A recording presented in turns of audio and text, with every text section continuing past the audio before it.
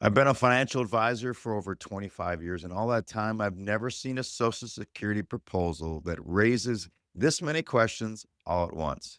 It's called the six-figure limit. And whether you're 45 or 65, and whether you earn 60,000 a year or 200,000, this is something you need to understand before you finalize your retirement plan. Before we dive into the proposal itself, let's talk about why this is even on the table, because if you don't understand the problem, you can't evaluate the solution. Here's the reality. We've all heard this before. Social Security faces a massive funding shortfall. The trust funds are projected to run dry in less than 7 years by around the year 2033. And when that happens, the law as it currently stands calls for an automatic 23 to 24% across the board cut to everyone's benefits, not just the wealthy, everyone. So lawmakers are kind of scrambling here to find ways to extend the program's solvency without politically catastrophic tax hikes or benefit cuts. And one proposal that just came out on March 24th from the Committee for Responsible Federal Budget, a bipartisan think tank, is called the six-figure limit. Let me break down exactly what that means. So what is the $50,000 cap? The six-figure limit would cap Social Security benefits at $100,000 per year for married couples and $50,000 per year for a single retiree, both collecting at their normal retirement age, which is now age 67 for most people. Now, that cap adjusts based on when you claim. If both spouses wait until age 70, the couple's limit goes up to 124,000 because of the delayed retirement credit. If you take benefits early at 62, the couple's limit drops to 70,000. So it's not a flat $50,000 wall for everyone, it adjusts. But 50,000 is the baseline for singles at full retirement age. Now, here's what the CRFB projects this proposal would do. Close one-fifth of the Social Security 75-year solvency gap, save between 100 and 190 billion over the next decade, and actually boost payable benefits for the bottom 70 to 80% of beneficiaries. So on paper, it sounds like a targeted progressive fix, but as a fiduciary financial advisor, I always look beyond the headline.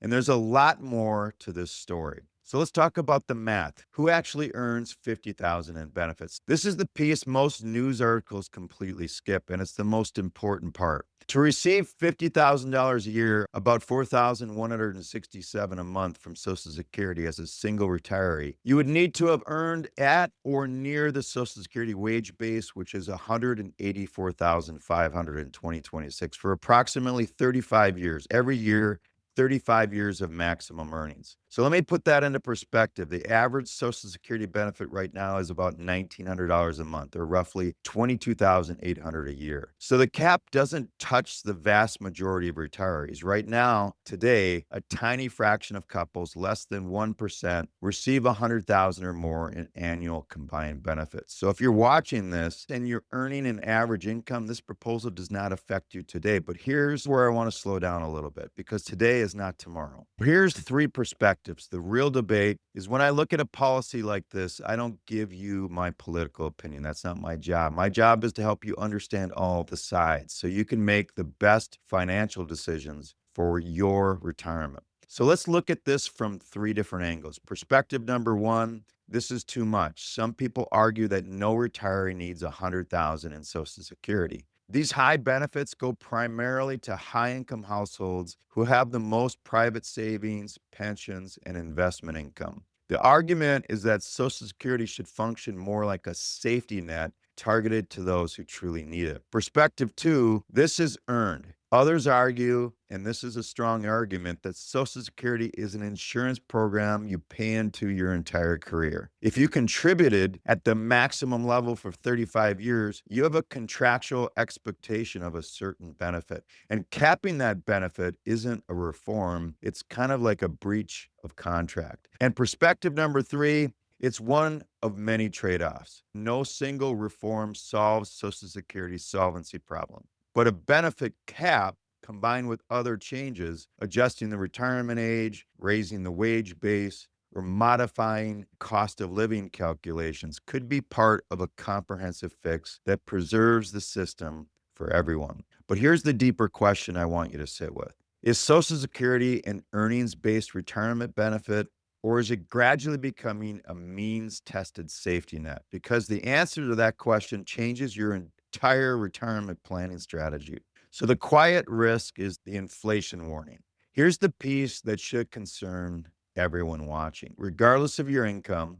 And I want you to really pay attention here because this is where I think most people are missing the bigger picture. The proposal includes different options for how the $50,000 cap is indexed over time. Option number one is they adjust it for inflation each year. Option two, they freeze it at nominal terms for 20 years, then adjust it. And option three, freeze it for 30 years, then adjust. Now, why does this matter? Let me give you some history here. In 1983 to 1984, Congress decided to tax Social Security benefits, but only for retirees above a certain income threshold. At the time, that was 25,000 for individuals and 32,000 for couples. And at the time, only 10% of retirees paid tax on their benefits. Those thresholds were never indexed for inflation. 40 years later, those same thresholds still apply. And today, roughly 40 to 50% of Social Security recipients pay taxes on their benefits, not because Congress changed the law,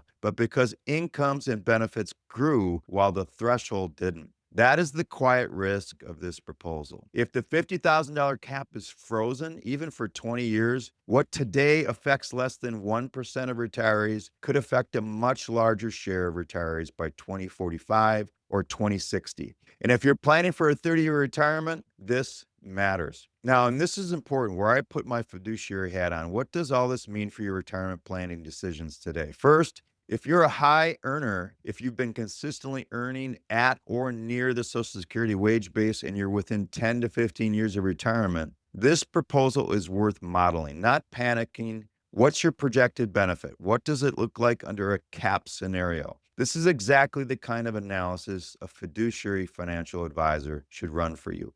Second, Roth conversion strategies may need to be revisited. And here's why. One of the behavioral impacts of a benefit cap is that it changes your incentive structure. If your Social Security benefit is going to be limited, then tax free income from a Roth IRA becomes even more valuable as a supplemental income source in retirement.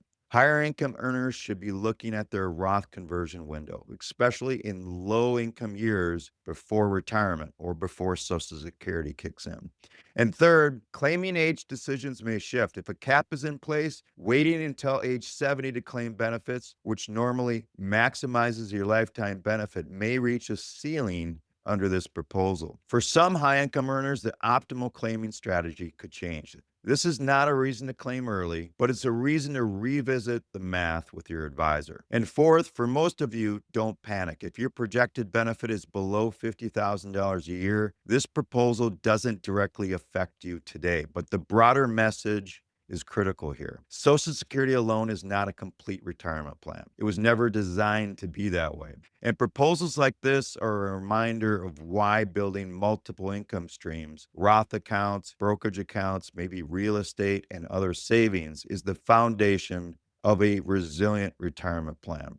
So, what should you do right now? So, let me just close with 4 practical steps because that's what I'm here for. Step 1, find out what your projected Social Security benefit is. Go to ssa.gov. Create a My Social Security account if you haven't. Pull your earnings record and your projected benefit at age 62, 67, and 70. That's your baseline. Step 2, check if you're in the affected range. If your projected benefit at 67 is significantly below $4,100 a month, this proposal affects you indirectly but not directly. If you're approaching that range, it's worth a planning conversation. Step 3, revisit your Roth conversion strategy, especially if you have pre-tax 401k or IRA assets. The years between retirement and age 73 before required minimum distributions kick in are often your best Roth conversion window. And step 4, don't make any decisions based on what might happen. This is still a proposal. It is not law, but it is a signal, a clear signal that Social Security reform is coming in some shape or form. The most financially resilient people I work with don't wait for certainty. They plan for a range of outcomes. If you want to run through what these scenarios look like for your specific situation, drop your question in the comments below.